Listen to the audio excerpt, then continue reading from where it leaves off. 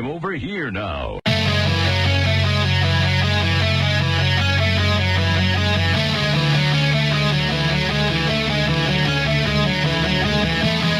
From high atop Fox News headquarters in New York City, always seeking solutions, never sowing division. It's Brian Kilmeade. Hi, everyone. Brian Kilmeade here. Thanks so much for being there. We have a lot going on today in this hour. Eli Lake is joining us at the bottom of the hour. Columnist for the Free Press. He goes inside the Mike Waltz dismissal. And we got to get this latest. What do you think it is that the president teased out yesterday? Big announcement regarding an issue that we've had to deal with for decades. And it can't be the Gulf of Arabia or the Arabian Gulf, because that's already been done. It used to be the Persian Gulf. Now it's changed. Used to be Gulf of Mexico. Now it's Gulf of America. Will they rename other bodies of water? Well, Antarctica. I think they could use a refresh. Joining us now is Kennedy. Hello, Brian. And so much more. Were you surprised about Gulf of Arabia or Arabia Gulf? I have a lot of friends who are Persian, so I got to take a poll and see how they feel about it. Probably upset. Yeah, because Persian Gulf, it's like, if you were born in Iran and you fled after the revolution. Yeah, it was Persian. You call yourself Persian. And I have a lot of Persian friends, especially growing up in LA, because a lot of families relocated in Los Angeles. And I gotta take their temperature, Brian. All right, fine. The Houthi rebels, you basically grew up with them. It's pretty much a group. I did. I spent a lot of time in Yemen. A lot of people don't. I don't put that on Wikipedia because I don't need to be the hero here. Right. And usually you don't put things on Wikipedia. Wikipedia just knows. They know. Yeah. And by the way, do the Houthi rebels call themselves rebels? Or they just call themselves Houthis? No, they call themselves amazing. Like, they're not as humble as they should be. That's true. I mean, they are now out of the I'm going to shoot America business after 800 targeted strikes. They seem to have not wanted to fight. President Trump made that announcement yesterday. I did not know they were talking to Steve Witkoff, but it looks like he's got, I guess, one victory. How do you feel about it? That's a busy guy. That's a busy guy with a lot on his plate, because he is all over the map trying to secure peace, and that's what our country should be doing. Like, we should be aiming for peace. Yes. And encouraging peace, prosperity, capitalism, free trade wherever we go, because that's what lifts people out of poverty and makes life better. But free trade, that's not a buzz term that Trump uses a lot. He doesn't use that term, but I think that's what he's going for. Right. He wants reciprocal free trade. Right. You go to zero. But let's listen to 24. We had some very good news last night. The Houthis have announced that they are not, or they've announced to us at least, that they don't want to fight anymore. They just don't want to fight. And we will honor that. But the one thing I would say is they do want to fight because they're still rocketing Israel. So they just don't want to fight us, it seems. But who wants to be, if you do have a merchant barge? Yes. If you could send that through the Gulf of Hormuz. Yes. Could you do that and see if anyone chooses you? And it's actually going to be renamed the Gulf of Macy's. Right? Because they paid the money. That's right. They paid the money. So they have to. Title sponsor. Here is right. And by the way, that just shows you'll sell anything. Oh, yeah. Right? I mean, we were going to do the Gulf of Crypto.com. Right. But we're worried that, we want them to have another decade to make sure they have staying power. No, one thing There's nothing more embarrassing than having to change the name of a ballpark or a massive body of water. Right. Yeah. Same thing. When they introduce you on Outnumbered, sometimes I see different sponsors. Like here is Nike's own Kennedy. Yeah, that's right. And then I wear different patches depending on the topics. Yeah, right. I know. It's like, I've got McDonald's. Right. I've got Nabisco, Pennzoil. So you make a lot of money if ever appears. Oh, you don't Brian. even need your salary. Well, I don't. Right. So, I take it because I believe in capitalism and I know my worth. Right. I settle for more, Brian. You settle for more? Everywhere I go. Who said that? The CEO, was it Megyn Kelly. Megyn Kelly, settle for more. Thank you very much. Yep. Here's Donald Trump promising something. Cut 25. We're going to, as you know, the Middle East, Saudi Arabia. We're going to UAE and Qatar. And that'll be, I guess, Monday night. Some of you are coming with us. I think before then, we're going to have a very, very big announcement to make, like as big as it gets. What could that be? Did he pigeonhole himself? No. Just big announcement. Big announcement. Big as it gets. Big as it gets. So, My one piece of advice for the president, maybe stop overselling things. Right. Because if the reality doesn't match the potential, then, the press gives you a hard time. But if you kind of understand, it's like, this is going to be pretty big. And then if it's huge, people are like, oh my God, we didn't think this would happen in our lifetime. Here's Jessica Millen Patterson on Fox News at night. Your favorite show? Favorite. But even though Love you it. do like to go to bed early. Who hosts that? Trace Gallagher. Oh, he's wonderful. Right. Yeah. He's A your silver colleague. fox. Yeah. By the way, good athlete. He was a competitive water skier. That's right. Right. When everyone else was taking the car or taking a boat, he was skiing. He was skiing behind the boat. Right. A lot of people can't get a hold of him. Where is he? He's skiing. Yeah. Right. Where's He's on Trace? one There's a ski. story. Yeah. Yeah. I'm sure he can do one ski. Yeah. If he's that good as I mean, say. you don't say competitive water skiing doesn't take place on two skis. Right. It just doesn't. You're right. You know what it did? Happy Days, Fonzie, when he had to jump over the shark. Yeah. He two skis. Well, it's because he did his own stunts. That's true. He's always done it. Yeah, always. Like that was him walking down the stairs. He was our Jackie Chan. Right. Yeah, that's it. He slowly walked around. Mm-hmm. He didn't really ever even fight anybody. He just threatened Didn't have them. to. Yeah. Right. Does he embrace that label? Our generation's Jackie Chan? He knows it. Right. He's kind of proud of it. But again, so humble. He would never introduce himself. How well do you know him? I actually know Henry Winkler pretty well. Really? Because he was the executive producer of a game show that I guest hosted on Game Show Network, and he was the executive producer of Hollywood Squares, and I was a square for several years there during my time as a game show host, and he was the most generous, kindest, loving person I think I've ever met. Right. And he treated everyone on that set the same, and he treated them all like family. It was such an incredible lesson. No, I've experienced him a couple of times, and that is what I think, but I'm almost disappointed. Well, he said you were the one person he met that he didn't like, and I thought that was well. And did you stand up for me? You go, no. Well, here's the thing. I wanted him to have a little bit of an edge. I wanted him to be a little like Fonzie? the character. Yeah. No. Okay. I mean, try to hit him. He's got cat-like reflexes. He does, because I saw him in Waterboy. He was brilliant as a coach there. That team had no talent.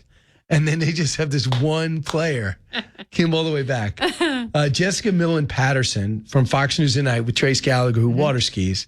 She speculated, cut 26. Well, we know that the president is headed to the Middle East. Right. We also heard him talk today about the Houthis coming to the table and saying, we want a ceasefire. They have been brought to their knees. 800 precision attacks and 0 apologies from this president. He does not have any interest in endless wars. He wants to be completely strategic and have maximum impact with the results that he gets from using this show of force. So I think that we're going to see an expansion of the Abraham Accords. He's going to the Middle East. This is something that he was very, very proud of in his first term. And I think you're going to see even more people coming to the table. And he's really trying to bring lasting peace to the Middle East. So it's got to be Saudi Arabia and Israel. But Saudi Arabia has been clear until you settle what's going on in Gaza. I'm not signing anything. But maybe they feel it's a fait accompli. I don't know. Gaza is very much in turmoil still. Yes.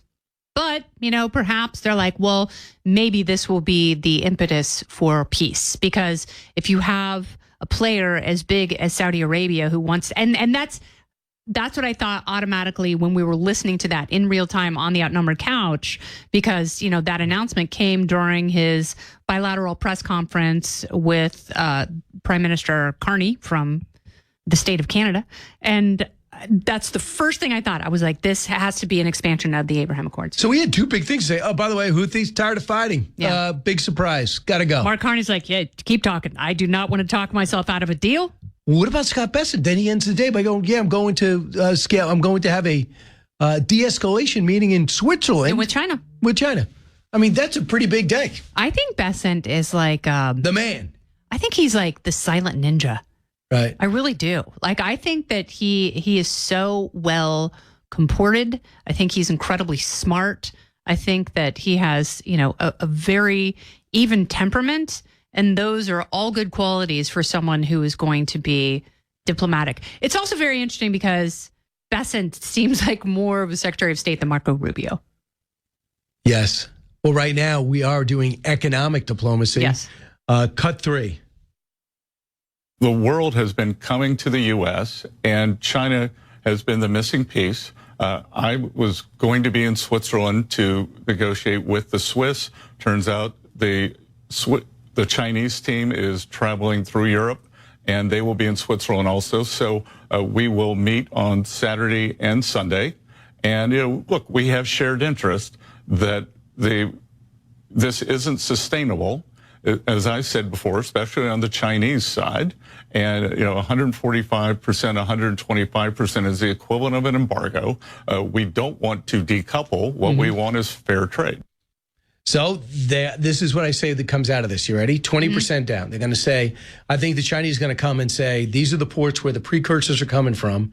We are going to clamp down on it, maybe even provide some video. And that would allow Trump to say, I gave you 25% tariffs because you won't clamp down on fentanyl. It seems so long ago, but it wasn't too long ago before the April announcement. And that would be one off-ramp. Hey, we're going to crack down on illegal drugs. So we'll take 25% off your tariff, get us in the right direction. So the whole face-taving and pride thing can get out of the way and we just grind it out. Yeah.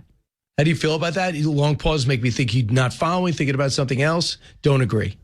It's not that I don't agree. I just think China has no way to save face right now. And this meeting about a meeting that's going to take place in Switzerland is really the only way for them to, in their minds, get a hold of the narrative once again, because they've lost it. Like if this team announces a deal with India, South Korea, and Japan, that really isolates China, that really, and they don't have the combined GDP of China, but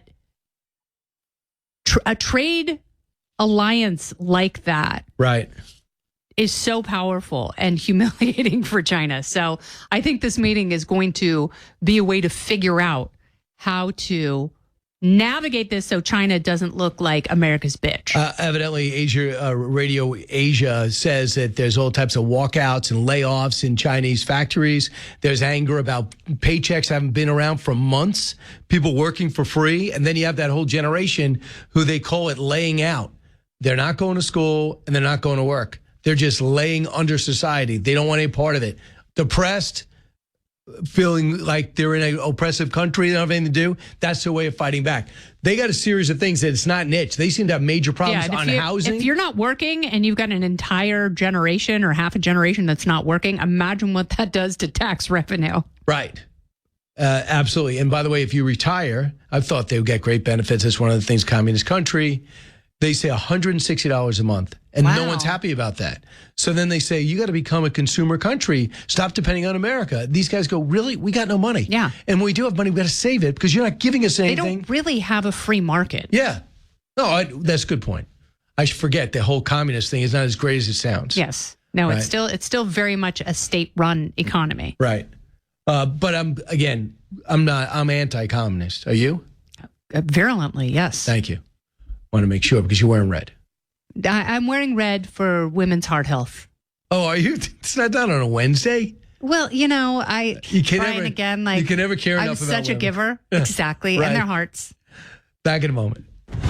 In-depth analysis, insightful commentary, probing questions. What's a furry again? I'll tell you. Thinks they're an animal? Sure. It's Brian Kilmeade.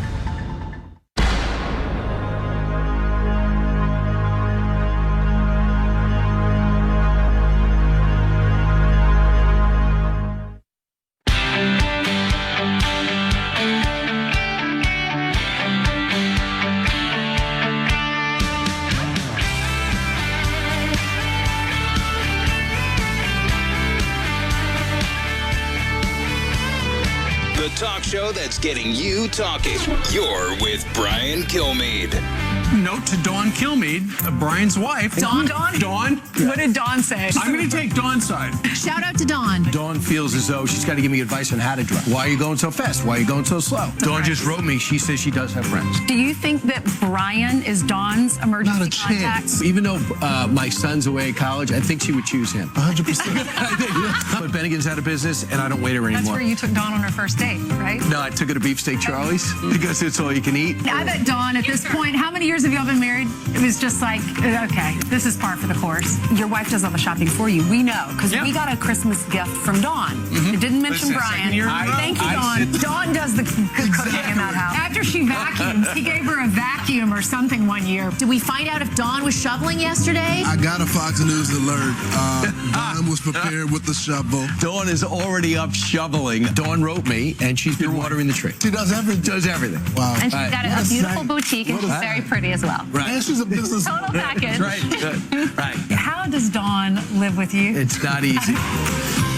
And that was my birthday montage from Happy Dawn. birthday, by the way. Thank you. You're welcome. Yes. And Dawn is totally reluctant to be on camera, but she did come on and say She's hello amazing. with the dog.